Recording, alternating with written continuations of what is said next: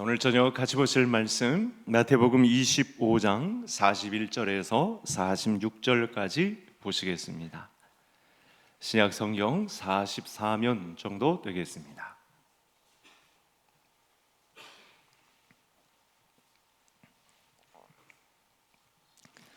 한 절씩 교독하시겠습니다.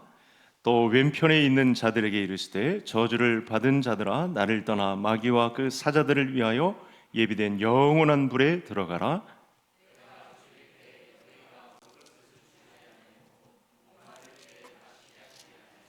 나그네 되었을 때 영접하지 아니하였고 헐벗었을 때 옷 입히지 아니하였고 병들었을 때와 옥에 갇혔을 때 돌보지 아니하였느니라 하시니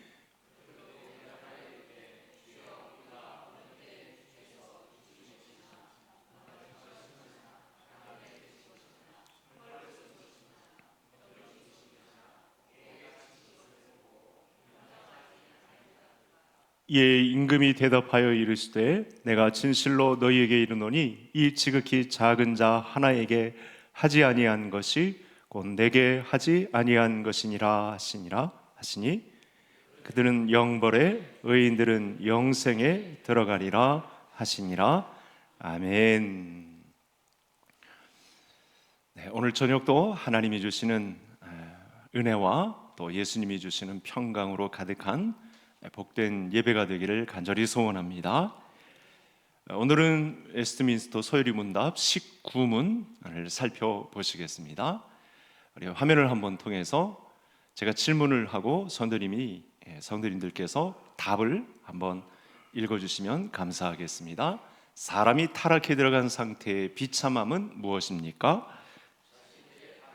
하나님과의 교제를 잃어버린 모든 인류는 진노와 저주 아래에 있고 그래서 이 생에서 모든 비참함과 죽음 자체와 그리고 영원한 지옥의 고통을 받게 되었습니다. 아멘. 우리 믿음의 조상들인 유럽의 교회에서 이렇게 신앙의 내용을 성경적으로 잘 정리하고 그 믿음대로 행사할 수 있었다는 것이 참 놀랍습니다. 1600년대 말에 이렇게 웨스트민스터 사원을 중심으로 개혁 교회가 똘똘 뭉쳐서 진리의 말씀으로 사단의 이 방해를 물리치고 이렇게 견고한 개혁 교회를 세웠다는 것이 참 놀랍고, 그래서 세대를 넘어서 우리에게도 동일하게 우리 믿음의 조상들이 가졌던 이 아름다운 신앙을 우리가 갖고 또 우리의 자녀들에게 물려줄 수 있는 그런 교회의 역할을 감당해야 된다라는 차원에서 우리가 소요리 문답 오늘 19문을 살펴보고 있습니다. 107문까지니까 아주 오랫동안 하게 될 텐데요, 우리 시간마다 잘 들으시면 믿음에 큰 유익이 있다는 사실을 알고 한번 끝까지 잘 참여하셨으면 좋겠습니다. 17문에서 이 타락이 인류를 죄와 비참함으로 몰고 갔다라고 하는 서론에 해당하는 이야기를 했었고, 또 18문과 19문에서 이 비참함이 무엇이냐, 지난 시간에 이 죄악에 의해서 우리에게 벌어진 그 비참함의 일부를 살펴보았고, 오늘 19문 금지된 열매를 따먹은 이 타락이 인류에게 가져온 결과가 무엇인가, 오늘 그 비참함을 또 살펴보도록 하겠습니다. 금지된 열매를 따먹은 아담과 하와는 우선은 당장에 눈이 밝아집니다. 눈이 밝아졌다는 것은 이게 긍정의 표현이 아니고 부정의 표현입니다. 눈이 밝아져서 뭐 이로움을 주었다는 표현이 아니고 눈이 밝아져서 못 볼 꼴을 보게 되었다라는 그런 표현을 쓸 수 있습니다. 그래서 아무 문제가 되지 않았던 일에서 눈이 밝아짐으로 열등감이 생깁니다. 자기 몸의 추함을 발견하게 됩니다. 자기 몸의 부끄러움, 그리고 더 깊이 들어가면 내 몸 안에 분노가 도사리고 있는 이런 현장을 보게 되는 것이죠.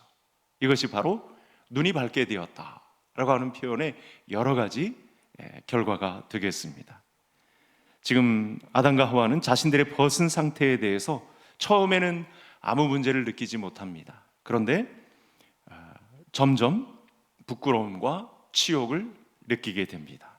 그러자 치마로 위장하는 그런 일이 당장에 펼쳐지죠. 눈이 밝아진 아담과 하와는 동산에 거니신 하나님의 소리를 듣습니다. 예전 같으면 하나님의 음성이 들리면 반가운 목소리로 맞아야 할 텐데 그렇게 하지 못하고 동산 나무 사이에 숨는 모습으로 이 죄의 비참함의 물꼬가 터지고 있는 그 견고했던 뚝이 죄악으로 말미암아 그 뚝이 터지고 있는 그런 현장을 맞이하게 되죠. 반갑게 맞이해야 할 하나님의 음성을 동산나무 사이에 숨음으로 하나님이 부르시는 현장을 피하여 숨는 그런 과정을 겪고 있습니다. 그러니까 두려움 속에서 하나님의 사랑과 진리를 피하여 서는 비참한 인간의 모습이 서서히 드러나기 시작합니다. 이것이 바로 죽음입니다. 우리 하나님께서 미리 말씀하셨던 이 죽음의 전조 증상들이 이렇게 나타나기 시작하는 것이죠. 죽음의 본래 의미가 하나님과의 관계가 끊어지는 것입니다. 당장 눈에 보이는 것은 당장의 죽음이 아닌데 육체의 죽음은 얼마든지 그 후에 이런 비참한 형태로 다양하게 나타나게 되는 것입니다. 이 과정은 마치 포도나무에서 잘린 가지가 당장에는 몇 시간은 싱싱함을 유지할 수 있겠지만 점점 말라 비틀어지는 것과 같은 그런 경로를 사람이 똑같이 맞이하게 되는 것이죠. 아담과 하와에게 육체적 죽음이 즉시 나타났어도 사실은 이상하지 않습니다. 왜냐하면 먹는 그 과실을 먹는 그 즉시 죽겠다라고 우리 하나님께서 알려주셨기 때문에 그렇습니다. 하지만 은혜가 풍성하신 하나님께서 즉각 즉시로 그들을 죽음 가운데 몰고 가지 않으시고 구원의 일을 그때부터 또 시작하시고 하나님의 사랑과 진리 안에서 뿜어나오는 인애를 그들에게, 죄악을 범한 그들에게 발동을 거십니다. 따라서 우리가 이 짧은 수명을 가지고 천년 만년 살 것인 양, 그렇게 하나님의 말씀을 받아가진 흔적도 없는 모양새로 우리가 인생을 아무렇게나 막 살아서는 절대 안 되죠. 이렇게 또 소요리 문답을 통해서 우리 인생을 어떻게 하나님께서 바라보고 계시는가를 정확하게 말씀의 눈으로 바라보는 것이 굉장히 중요하다는 사실입니다. 그래서 교리 설교가 상당히 중요합니다. 하나님과의 교제를 잃어버린 인류는 서로 간의 교제도 잃어버리고 서로에게 소외됩니다. 하나님이 아담에게 금지된 열매를 먹었냐 물으셨을 때 아담이 이렇게 말합니다. 하나님이 내게 주셔서 함께 있게 하신 이 여자가 그 나무 열매를 내게 주므로 내가 먹었나이다. 이렇게 말하죠. 이게 죽음의 전조 증상 중에 나타난 대표적인 발언인데 책임을 하와에게 떠넘깁니다. 그러니까 남편은 아내와 둘이 합하여 한 몸을 이룬 관계였는데 지금 금이 가고 있는 현장을 보고 있는 거죠. 분리가 일어나고 있습니다. 서로 소외되고 있는 현장을 맛보게 되는 것이죠. 하와도 예외가 아닙니다. 뱀이 나를 꿰므로 내가 먹었나이다. 이건 무슨 뜻을 담고 있냐면 하나님의 창조물 중에 아름답게 지은 뱀이 나에게 그 책임을 또 전가하고 있는 그런 장면이 나타나고 있습니다. 물론 뱀이 하와를 꾀인 것은 사실입니다. 하지만 하와 자신이 결정하고 먹은 것이기 때문에 자기 죄를 그 자리에서 인정해야 옳습니다. 아담과 하와의 변명은 상황적으로 맞기는 합니다. 그러나 죄책의 본질에 있어서는 책임을 떠넘기는 비겁한 행위에 속하는 것이죠. 아담과 하와가 죄를 짓자마자 지식과 의와 거룩함으로 대표되는 하나님의 형상이 깨집니다. 그러니까 이 모든 깨짐의 그 순서는 다 죽음을 향해서 치닫는 것과 같습니다. 그러면서 하나님을 두려워합니다. 그 전에 친근하게 사귐을 가지고 즐겁게 지낸 자리에 있었는데 하나님을 피하고 동산나무 사이에 숨고 하나님을 피합니다. 사람마저도 서로 피합니다. 그래서 여자에게 이렇게 말씀하십니다. 화면을 한번 보실까요? 우리 같이 읽겠습니다. 내가 네게 임신하는 고통을 크게 더하리니 내가 수고하고 자식을 낳을 것이며 너는 남편을 원하고 남편은 너를 다스릴 것이니라. 여자는 남편을 원하는데 남편은 여자의 원함을 들어주지 않고 여자를 다스리려 한다. 그동안은 아마 선생님들께서 앞에 부분, 이 해산의 수고에 대한 것은 어느 정도 우리가 받아들이겠는데 뒤에 부분은 사실 그냥 넘어간 경우가 있는데 서열이 문답은 이 부분을 정확하게 짚어내고 있습니다. 보통 남편과 아내는 이 아내의 원한과 남편의 다스림의 욕구 속에서 끊임없는 갈등을 겪습니다. 그러니까 이런 주도권 싸움을 평생에 걸쳐서 하는 가정도 있죠. 중간에 하나님의 말씀이 강력하게 역사해서 지는 편에, 죽는 편에 속해서 행복한 가정을 꾸리는 가정들도 있지만 아직도 이 싸움을 계속해서 하는 가정도 있습니다. 남녀가 서로 사랑하고 연애하고 결혼을 하지만 결혼 생활은 자기 주장과 지배욕에 휩쓸려 갈 위험 속에 있습니다. 이것이 죽음의 그늘이 드리운 비참함에 해당하는 내용입니다. 이 사실을 우리가 알아야 합니다. 이런 죄의 비참함으로 몰고 가는 사단의 계략에 우리 몸을 내어줄 거냐, 이 문제를 고민해야 되는 거죠. 끊임없는 갈등 속에 사실은 여러 가정들이 일어나고 있습니다. 여러분 요즘 텔레비전 프로그램 중에 이런 문제를 굉장히 많이 다루죠. 아내는 남편을 또 원하고 남편은 아내를 또 다스리려고 하는 그런 과정 속에 갈등이 끊이지 않는 이런 모습 속에 자녀들은 피해를 당하고 행복한 가정은 물 건너가고 하는 이런 반복적인 모습을 비추고 그걸 또 대리만족하듯이 많은 사람들이 시청하니까 또 방송국은 돈을 벌고 이런 다람쥐 쳇바퀴 도는 죄악의 이건 죽음의 비참함에 해당하는 내용인데 사람들이 이를 즐기고 있다는 사실입니다. 이것으로 끝이 아닙니다. 하나님은 아담에게 더 큰 무거움을 주셨습니다. 죽음에 해당하는 내용인데 하와에게 드리운 것보다는 더 끔찍한 내용이 죽음의 그 과정이 이렇게 그려지고 있죠. 화면을 한번 보시겠습니다. 제가 빨간 표시를 좀 했는데요. 최소한 4가지 정도죠. 땅은 너로 말미암아 저주를 받고 열심히 수고해서 농사를 지었는데 요즘 말하면 직장 생활을 계속 수고롭게 감당했는데 손에 쥐는 것은 별로 없는 가시덤불과 엉겅퀴를 내게 되는 여러분 오늘날 이 땅이 저주를 받았다는 사실을 농사를 지어보면 잘 알죠. 농사꾼들의 이야기를 들어보면 너무나 잘 알 수 있습니다. 그런데 이 문제는 우리가 생활하고 있는 모든 부분에도 당연히 우리가 수고한 대로 소산을 거두어야 마땅한데 사실은 가시와 엉겅퀴에 해당하는 이상한 그런 일들이 우리 생업의 현장에 펼쳐지게 된다는 사실입니다. 그리고 땀을 흘려야 먹을 것을 먹으리니 라는 말씀이죠. 아담의 잘못으로 땅은 저주를 받았고 인간의 노동은 생계를 위한 수단이 되었습니다.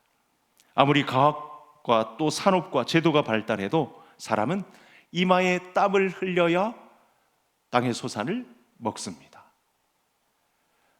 여러분 이게 물리적인 힘을 가해서 땅의 소산을 열매를 거두는 것과 동시에 정신적인 산업이 많이 발달한 이때에도 마찬가지입니다. 그때에도 그 정신적인 산업의 현장에서도 가시와 엉겅퀴는 자라게 되고 원하는 만큼 소출을 거둘 수 없는 이 저주의 죄의 비참함의 결과가 죽음으로 다가오는 그런 내용들이 꽉 차 있다는 사실을 알 수 있습니다. 그래서 사람이 하는 모든 일에는 가시덤불과 엉겅퀴가 존재하고 또 화합과 또 성장을 가로막는 결국은 죄악의 비참함으로 몰고 가게 되는 그런 나락으로 떨어지게 된다는 사실입니다. 아마도 이 부분에서 모든 성도님들이 지금까지 인생을 살아오셨을 때 내 계획대로 인생이 순탄하게 흘러가지 않았던 경험을 아마 대부분 갖고 계실 것입니다. 야, 이 정도면 일이 잘 풀리겠지 했는데 중간에 엉뚱한 문제가 터져서 그 일이 제대로 진행되지 않았던 그런 일들을 보셨을 것입니다. 그 결과 모든 일에 부작용과 의도치 않은 부산물이 생기기 마련이고, 이런 것도 있습니다. 어떤 공동체든 나와 뜻이 맞지 않는 사람을 한두 사람은 만나게 되어 있습니다. 가시와 엉겅퀴에 존재하는, 그에 상응하는 그런 내 일에 방해를 놓는, 이 정도라면, 내가 이미 이만큼의 믿음을 가진 정도라면 이 문제는 하나님께서 나를 긍휼히 여기셔야 되는데 왜 이렇게 가로막으실까? 라고 생각되는 그런 일들이 무수히 펼쳐지게 되는 것이죠. 이건 바로 이 과실을 따먹은 결과 죄의 비참함에 들어가게 된 여러 현상을 우리가 몸소 경험하게 되는 것입니다. 사람의 불행은 저주에서 끝나지 않고 에덴 동산에서 쫓겨나기까지 하는 불행을 겪었습니다. 이것도 깊이 있게 살펴봐야 할 문제인데, 사람 범죄한 이후에 스스로 동산을 만들어서 자기 힘으로 동산을 꾸려가야 했습니다. 이게 에덴 동산에 잃어버린 이 신라권, 이 문제입니다. 그러니까 에덴 동산을 잃고 사람들은 동쪽으로 옮겨가며 노 땅, 동쪽에 있는 노 땅의 동산을 건축하려고 합니다. 이것도 비참함에 해당하는 하나의 내용이 되는데, 아담과 하와가 낳은 가인은 자기 동생 아벨을 죽였습니다. 가인은 자신의 제사는 받아들이지 않고 동생 아벨의 제사만 받아들여졌다고 해서 시기심이 발동했고 분노하면서 죄를 다스리지 못합니다. 그 분노가 동생을 살인하는 자리까지 이르게 합니다. 여러분, 이때 이 끔찍한 아들의, 둘째 아들의 시신을 받아들고선 아담과 하와는 그 심정이 어땠을까요? 처음 지어진 인류가 자신들의 죄로 인해서 둘째 아들의 시신을, 그 핏덩이를 이렇게 안아야 되는 그 부모의 마음은 어땠을까요? 금지된 열매를 먹으면 반드시 죽으리라는 하나님의 말씀을 기억하면서 자신들의 죄로 인해 이 자식 간의 살인이 벌어졌음을 알게 되고 아마 피가 거꾸로 솟는 그런 전율을 아담과 하와는 몸소 겪어야 했을 것입니다. 여러분, 오늘날 우리는 지금 남북 간의 이 동족 상쟁을 비롯한 수많은 인류의 전쟁의 시, 또 수많은 사람들의 갈등, 오늘도 또 한 사람의 생명이, 오늘 뉴스의 탑은 여러분 OECD 국가 중 청년 자살률이 또 몇 년째 1위입니다. 따라올 나라가 없습니다. 우리가 지금 예배드리고 있는 이 현장에 우리 민족이 맞이하고 있는 현실입니다. 이미 가인이 아벨을 살인하는 과정에 내재되어 있는 그 힘이 오늘날까지 영향력을 미치고 있는 것이죠. 가인은 여호와를 통해 에덴 동쪽 노 땅에 거주합니다. 고향을 떠나서 가인의 후예들은 에덴이 아니라 동쪽에 거주하며 나름 이 에덴을 기억하면서 멋진 동산을 건축하리라, 이런 마음을 가지고 동쪽으로 갔습니다. 그들은 살펴보니까 가축 치는 일, 또 수금이나 퉁소를 잡는 일, 구리와 쇠로 도구를 만드는 일을 합니다. 나름의 문명을 발전시킵니다. 그런데 거기에는 문명은 발전되고 있을지는 모르지만 하나님의 사랑과 진리는 찾아볼 수가 없습니다.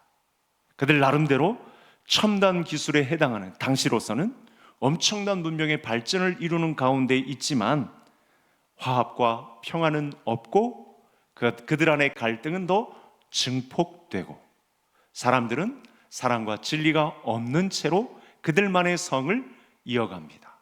그러면서 만족하겠죠. 이 정도면 에덴에 비할 건 아니지만 우리가 동쪽 노 땅에 이런 위대한 성을 건축하고 있으니 그래도 살만하지 아니한가, 이런 만족감을 느끼면서 그들 나름대로 성을 구축해 갑니다. 이런저런 시도를 해도, 그런데 과거 에덴 동산에 다시 들어갈 수도 없고 에덴 동산과 같은 아름다운 것을 다시 만들 수도 없습니다. 왜냐하면 이 죄에 의한 결과 하나님은 에덴의 문을, 빗장을 잠그셨기 때문에 절대로 에덴에 이를 수는 없는 것이죠. 단지 에덴의 동쪽에 거할 뿐이고, 아무리 좋은 곳에 살아도 에덴이 아니고 그곳은 단지 에덴의 동쪽일 뿐입니다. 이것이 죄의 비참함이 주는 또 하나의, 우리 하나님께서 많은 성도들에게, 자기의 백성들에게 알려주시고자 하는 죄의 비참함의 결과입니다. 이것이 인간의 한계이고 또 우리의 슬픔인 거죠. 그 안에는, 다시 말씀드립니다만, 사람의 계획이 아무리 완벽하고 온전하게 세워져 있어도 그 일을 이루기는 쉽지 않습니다. 수고와 슬픔뿐입니다. 하나님의 저주와 진노 아래서 죄 지은 사람들이 겪어야 하는 일생의 모든 비참함이고 죽음 자체라고 할 수 있습니다. 잠시 후면 금방 죽음의 현장에 또 다른 아들을 내 손에 안아야 하는 그런 비참한 현장이 우리에게도 있을 수 있습니다. 창세기는 인류 역사 최초기의 죄악과 하나님의 다스림에 대한 기록을 계속해서 우리에게 알려주고 있습니다.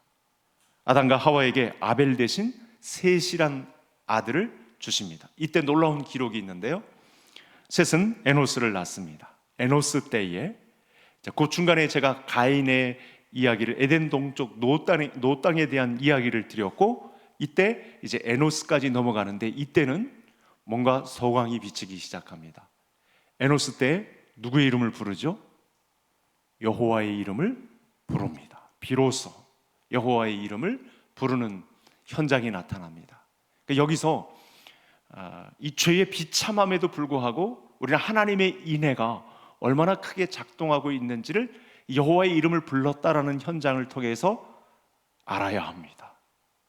그들에게 하나님의 인애가 얼마나 큰지, 그들을 상대하지 않아도 아무런 해를 받지 않으심에도 불구하고 그들의 인생 가운데 하나님의 나라를 사모하는 마음을 주셔서 여호와를 필요로 하는 때에 여호와의 이름을 부르는 사람들이 나타나게 하는 때, 그때가 에노스 때였다, 이런 과정이 있습니다.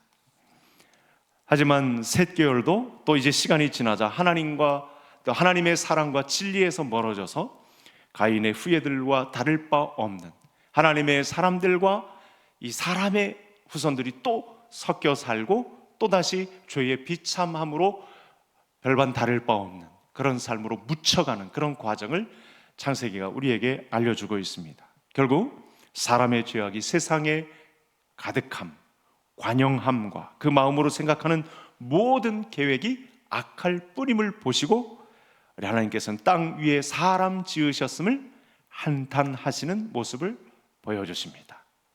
그리고 홍수를 통해서 노아의 8 식구를 제외한 모든 사람을 지면에서 쓸어버리십니다. 이때 사람을 위하여 만들어진 가축과 기는 것과 공중의 모든 새까지 다 죽었습니다.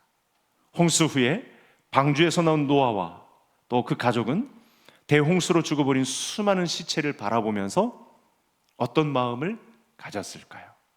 냄새나기도 하고, 그래서 널브러진 그런 시체를 바라볼 때 마치 아담과 하와가 둘째 아들인 아벨을, 그 시신을 바라볼 때 그 마음이 교차되지 않았을까, 그런 생각을 노아의 8 식구는 금방 했을 것입니다. 그렇다면 노아의 8 식구로 이루어진 또 그 사회는 이후에 어떻게 되었을까요? 노아는 당장에 성경이 이 부분을 또 꼬집고 있는데, 포도주를 마시고 취해서 장막에 벌거벗은 채로 누워 있습니다. 이 모습을 본 둘째 아들인 함이 아버지를 어느 자리까지 가게 하죠? 아버지를 업신여깁니다. 인류의 하극상이 벌어진 거죠. 이 현장도 성경은 놓치지 않고 죄의 비참함이 불러온 결과라고 꼬집고 있습니다.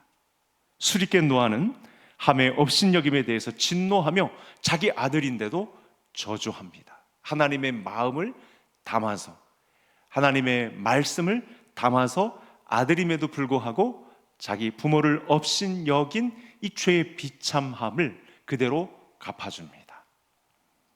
그리고 노아의 세 아들들을 통해서 인류가 땅에 퍼져나갈 때 바벨탑을 쌓아서 흩어짐을 면하려고 합니다. 그들 나름대로 위기감을 느낀 것은 사실입니다.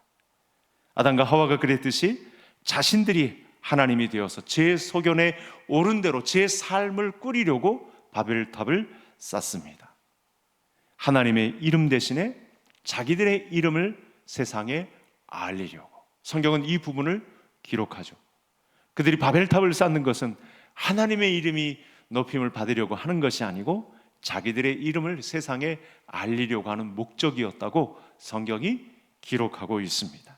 진정한 의미에서 하나가 되려고 모인 것이 아니라 사람을 위한, 사람에 의한, 사람의 정부를 구성해서 흩어짐을 면하자. 이런 일도 사람이 할 수 있다는 문명을 알리자. 우리끼리 탄탄해지자. 거기엔 하나님도 없고 하나님의 사랑과 정의를 빌리려고 하는 모습도 없고 하나님 앞에 경외심으로 다가가는 모습을 찾아볼 수가 없습니다. 그때 하나님은 그들에게 언어를 혼잡케 하셔서 세상에 흩으십니다. 하나님이 이렇게 하신 것은 사람의 죄가 극으로 치닫지 못하도록 사실은 속도를 늦추신 것이나 마찬가지입니다. 그 당시만 해도 제2의 홍수를, 어떤 불의 심판을 불러와도 할 말 없는 죄악을 불러온 것인데, 왜냐하면 흩어짐을 면하고 자기들의 이름, 사람에 의한, 사람을 위한, 사람의 정부를 구성하기 위한 모임이었기 때문에 하나님께서 제2의 노아 홍수를 일으켜도 할 말 없는 세대였지만 언어를 혼잡게 하심으로 세상에 흩으신 것은 하나님의 인애다.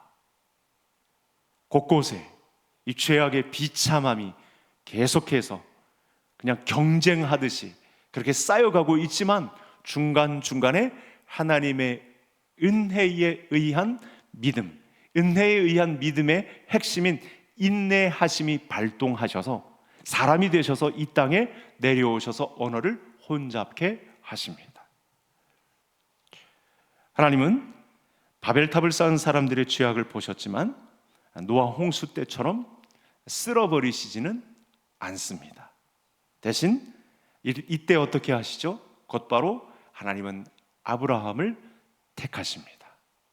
제2의 홍수 대신, 제2의 심판 대신 아브라함을 택하심으로 하나님의 은혜에 의한 믿음인 인애를, 한 사람을 택하심으로 새로운 나라를, 새로운 민족을, 하나님의 백성을 꾸리겠다고, 구성하겠다고 하나님의 은혜에 의한 믿음이 인애로 나타났습니다. 아멘이십니까? 엄청난 역사입니다. 그래서 하나님은 아브라함에게 이렇게 말합니다. 이거 굉장히 잘 봐야 하는데 오늘 또다시 새롭게 봐야 하는 아주 중요한 문제인데요. 아브라함을 택하셨을 때 한번 성경을 한번 보시겠습니다. 같이 읽겠습니다. 내가 너로 큰 민족을 이루고 내게 복을 주어 내 이름을 창대하게 하겠다. 그러니까 하나님께서 아브라함에게 네가 큰 민족을 이루라. 잘 들으셔야 됩니다. 아브라함아, 너 큰 민족을 이루면 되겠다. 이렇게 하신 것이 아닙니다. 어떻게 말씀하시냐면 그로 큰 민족을 이루게 하시겠다. 누가 중심이죠? 하나님이 중심이. 내가 너를 택해서 너로 큰 민족을 이루게 하겠다.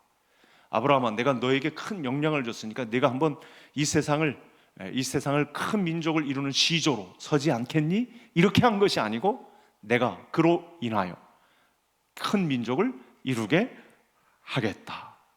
그러니까 아브라함이 창대하게 하는 것이 아니라 하나님이 아브라함을 통하여 창대하게 하겠다라고 하신 것입니다.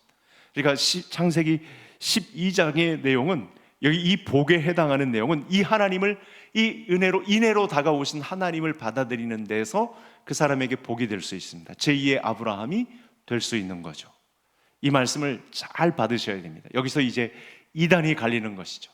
하나님이 창대하게 하시는 것이냐, 아브라함이 창대해지는 것이냐, 큰 차이가 되는 것입니다. 죄의 비참함을 겪은 인생을 불쌍히 여기시고 사랑과 진리로 다가오셔서 그를, 내가 너를 택했다, 내가 너로 인하여 큰 민족을 이루고야 말겠다, 새 역사를 쓰겠다 라고 선언하신 하나님의 은혜에 의한 믿음, 곧 인애가, 헤세드가 발동이 된 것입니다. 아브라함이 스스로 복이 되는 것이 아니라 하나님이 그에게 복이 되어주겠다, 이렇게 선언하신 거죠. 우리는 죄의 비참함의 선언이 있음에도 불구하고 심판에서 제외되는 기쁨은 바로 이 현장에 있습니다. 하나님이 우리를 택하셔서 내가 너로 큰 민족을 이루게 하겠다, 그 혜택을 우리가 지금 맛보고 있는 것이죠. 새 이스라엘의 기쁨을 우리가 하나님의 은혜에 의한 믿음으로 맛보게 되는 것입니다. 그러니 죄의 비참함이 그동안 많이 설명되었는데, 아브라함과 같이 너로 인하여 큰 민족을 이루게 하시겠다라고 하는 이 말씀의 혜택을 예수 그리스도께서 완성하셨고, 그 혜택은 이미 우리에게 이미 깊숙이 십자가의 복음으로 자리 잡았습니다.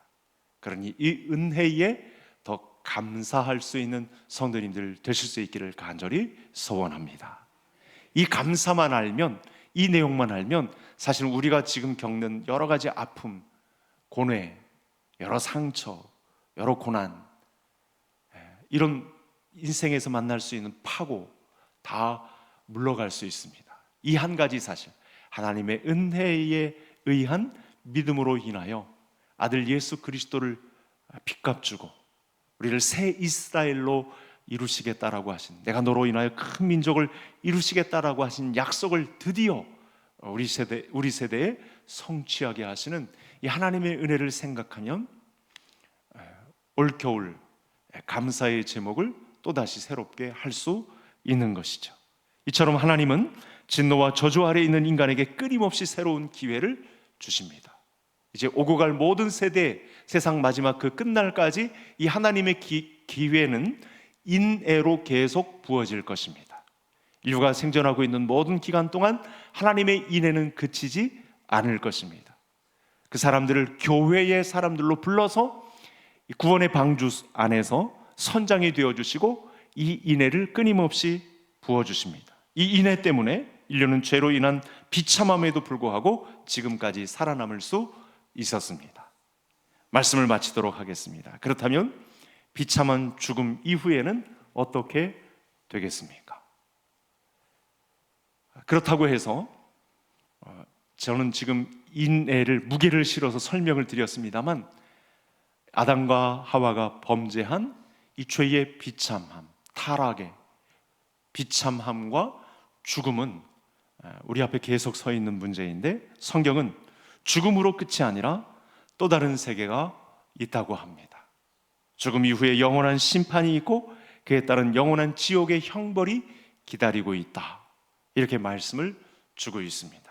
한마디로 죄에 빠진 사람은 살아서 모든 비참함을 맛보고 죽어서 영원한 지옥의 고통을 맛보는 것이 되겠고, 그래서 사람은 이에 빠져나갈 구멍이나 기회가 또 희망이 없습니다. 이것이 아담의 타락이 가져온 죄악의 비참함이다. 서일문답 19문은 이 문제를 이렇게 정리하고 있습니다. 그러므로 이 모든 문제를, 결국은 죄의 비참함 아래 죽음으로 쓰러지는 결과를 맞이할 우리 인생을 그렇게 끝맺게 하지 않으시고 단번에 이 문제를 해결하신 나의 주인 되신 예수님의 옷자락 붙잡는 심정으로 주님의 전에 나올 때마다, 또 평상시에 모든 어떤 장소와 시간에 있을 때마다 나를 이렇게 구원의 함선에 탑승하게 하신, 죄악의 비참함에도 불구하고 우리를 불러서 그 인애를 사용하시고야 말겠다라고 선언하신 예수님의 피 묻은 옷자락에 기대고 간절히 바라고 사모하시는 우리 모든 성도님들이 되실 수 있기를 간절히 소원합니다. 하나님